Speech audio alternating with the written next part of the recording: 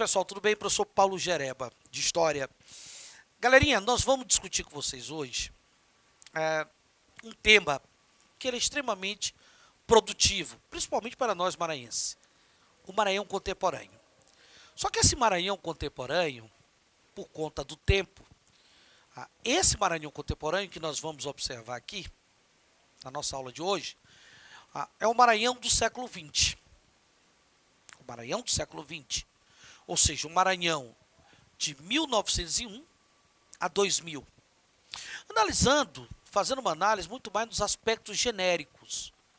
Nós teremos outros momentos, em outras aulas, que nós iremos especificar melhor essas questões, esses acontecimentos no campo político, no campo social, no campo econômico e no campo cultural, que nós iremos trabalhar na aula de hoje. Hoje faremos uma análise mais genérica dos principais acontecimentos nesses campos que ocorreram na sociedade maranhense ao longo do século XX.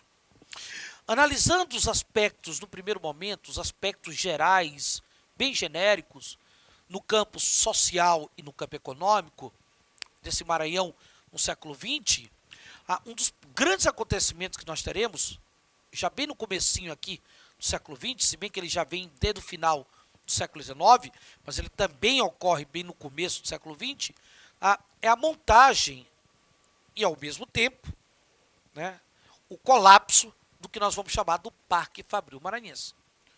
Nós teremos, na verdade, um Parque Fabril Maranhense que ele vai se estabelecer no final do século XIX e no início do século XX, mas que a gente já observa o colapso dele a partir de 1920. A partir de 1920, várias fábricas já começam a fechar as portas no Maranhão. Ou seja, o Maranhão viveu, no começo do século XX, uma experiência fabril. Ou, como diria o grande historiador Jerônimo Viveiros, o Maranhão viveu uma vertigem das fábricas.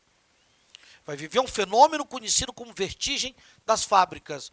Uma tentativa de transformar o Maranhão agrícola, até então, o Maranhão do algodão, o Maranhão do açúcar, no Maranhão de um parque fabril.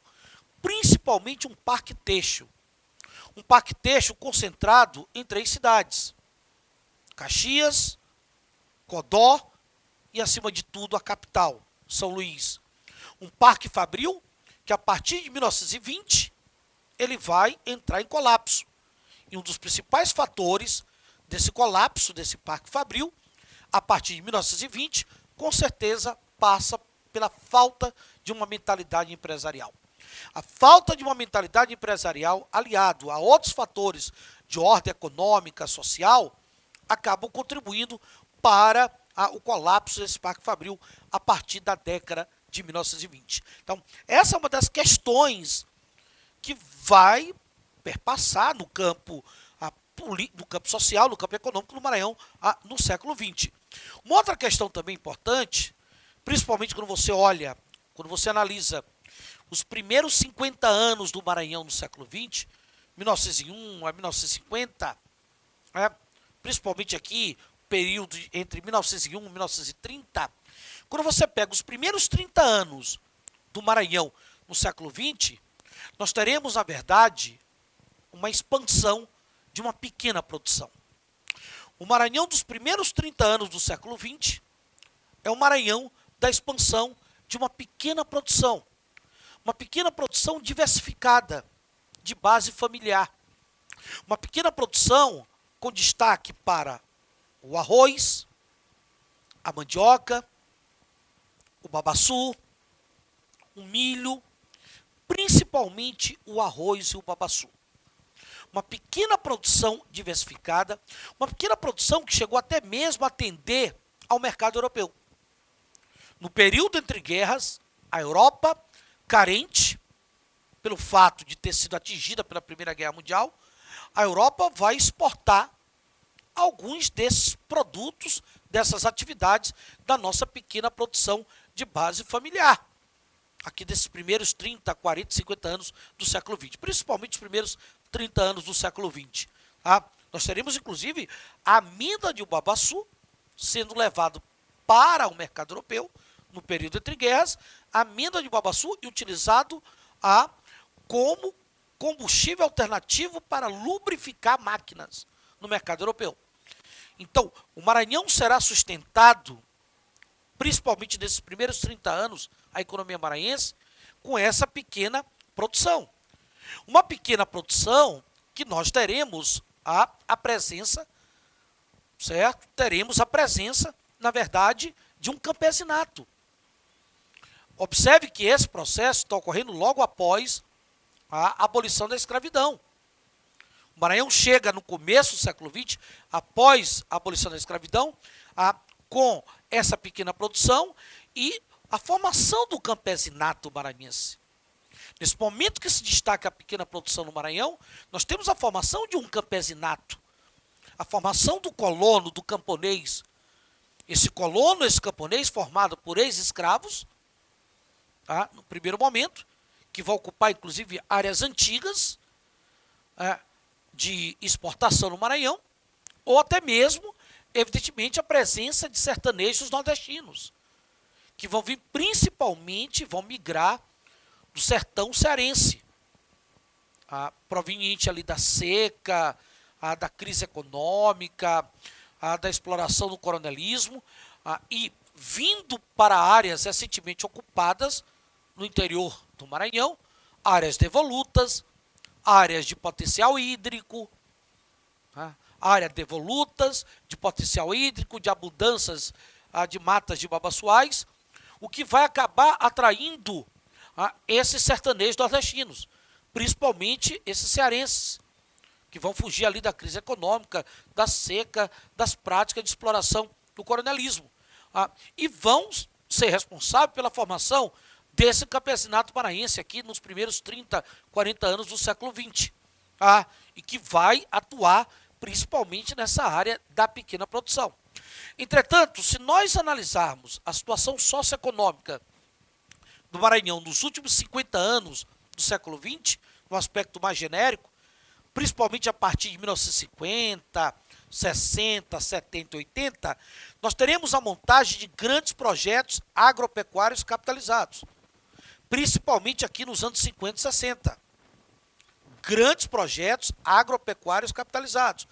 É o caso do arroz mecanizado, é o caso da pecuária basicamente intensiva, onde esses grandes projetos, eles irão atrair o grande capital. E esse grande capital, esse latifúndio, ele vai utilizar sobre os pequenos camponeses, que já estavam ocupando essas terras como uma forma de sobreviver, através principalmente da base familiar, eles utilizam práticas de grilagem, utilizam basicamente a violência no campo, as práticas de grilagem, para poder o quê?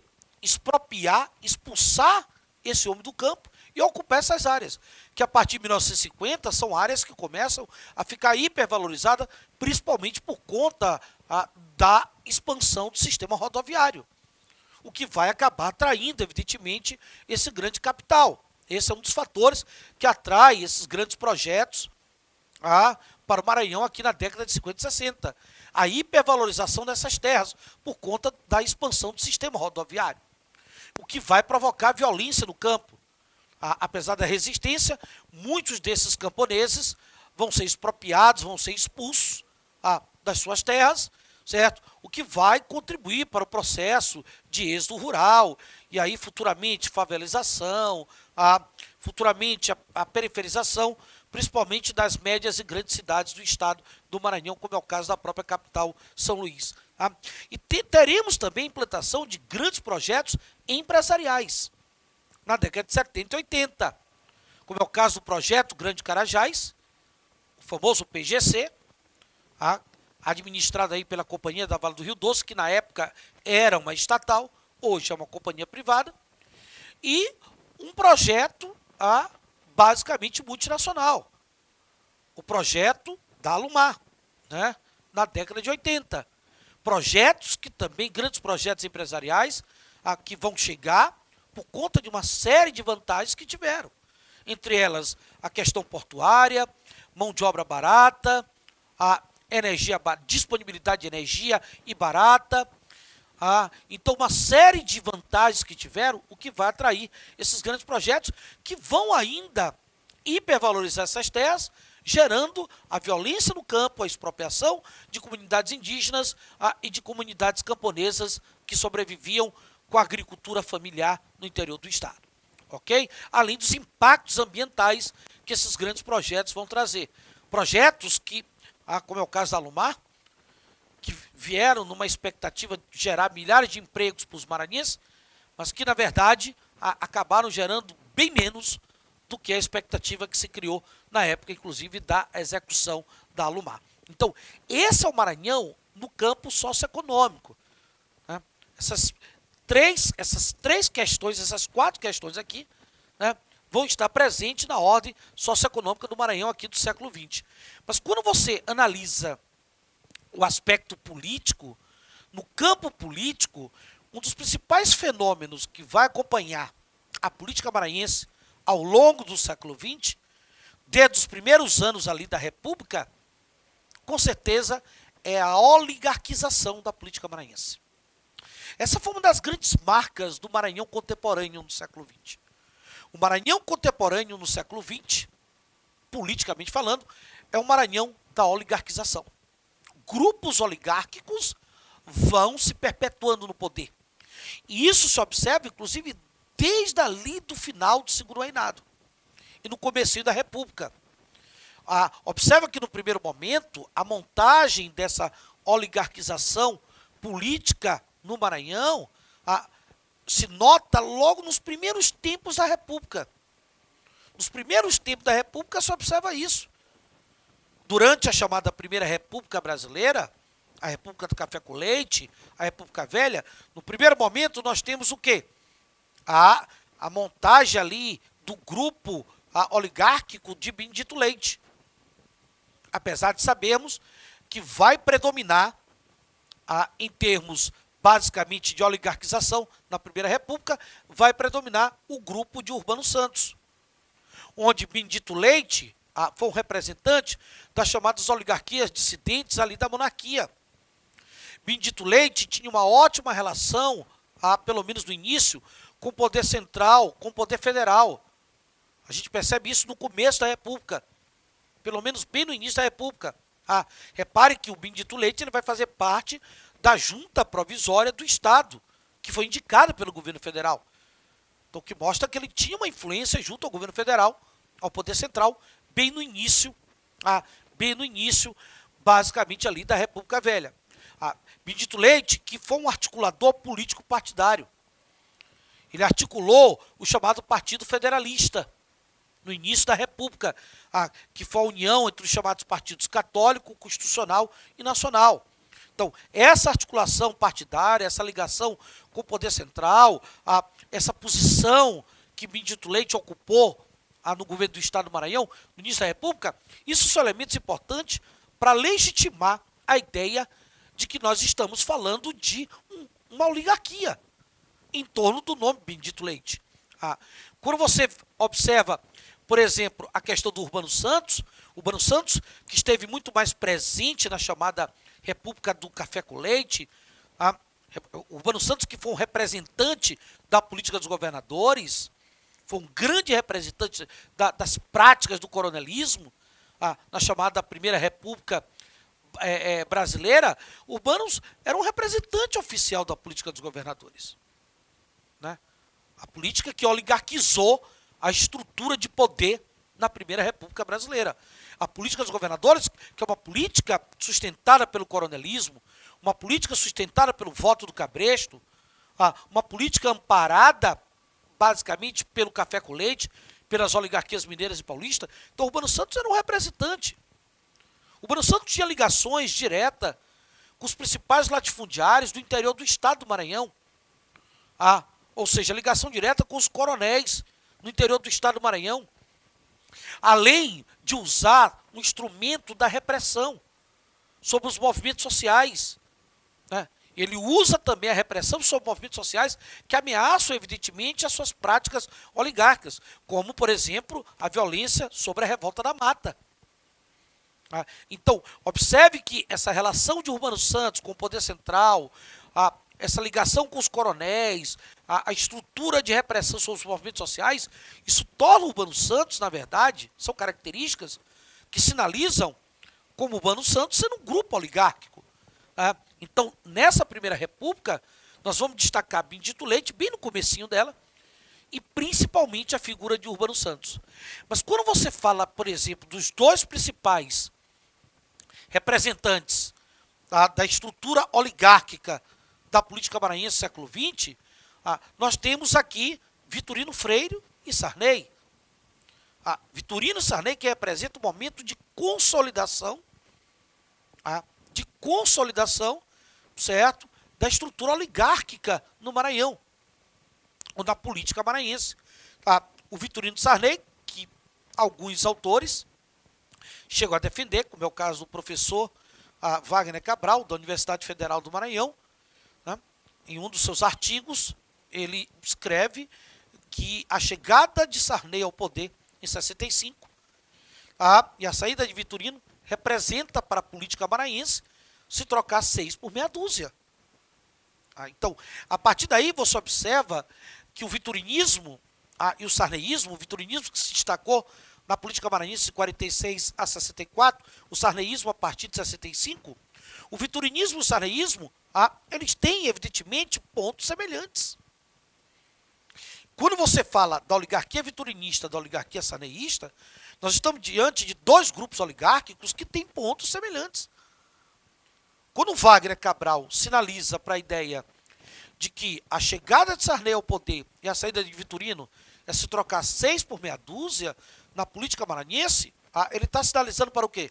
Sinalizando para práticas comuns em fazer política entre esses dois representantes de oligarquias dentro do estado do Maranhão.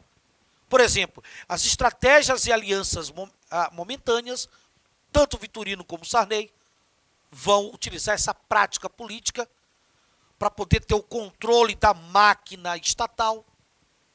Alianças momentâneas, estratégicas, alianças cooptar, por exemplo, lideranças rivais, que muitas vezes poderiam ameaçá-los, o controle da máquina do Estado. Então, ambos vão utilizar essas práticas políticas. A relação desses líderes oligárquicos, não só a nível do poder local, mas também a nível estadual e federal, a habilidade política deles em negociar no campo local, no campo estadual, no campo federal, além das práticas coronelísticas que estão configuradas em práticas autoritárias e arbitrárias de ambos. A gente observa isso tanto dentro do vitorinismo como dentro do sarneísmo, as práticas de clientelismo, de troca de favores, do uso do patrimônio público, que nós chamamos de patrimonialismo, né? O apoio do coronelismo, ou seja, o mandonismo local. Nós estamos diante de duas lideranças que vão ter, nas suas fundamentações de governar, nas suas fundamentações políticas, o mandonismo, o coronelismo, o clientelismo, o patrimonialismo, características oligárquicas, o que torna os dois grupos oligárquicos, a violenta repressão aos movimentos sociais, principalmente Vitorino Freire, com a greve de 51, a forma violenta como houve a repressão das manifestações em 51, eleições fraudulentas que estão muito presentes, principalmente na época do vitorinismo, abuso de poder,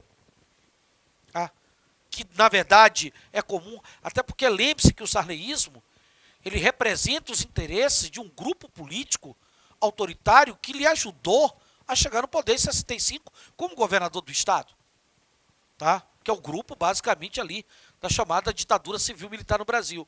Outra coisa, cooptação de lideranças políticas opositoras, ambos fizeram isso, utilização dos meios de comunicação como forma de controle político, utilizam os jornais, utilizam a televisão, rádio, como forma de, evidentemente, controlar as suas atividades políticas dentro do Estado. Então, Vitorino e Sarney, a chegada de Sarney, a saída de Vitorino, é se trocar 6 por meia dúzia. Então, pontos comuns estão presentes entre esses dois maiores representantes de grupos oligárquicos no Maranhão ao longo do século XX. Ok, galerinha? Um grande abraço e até o nosso próximo encontro.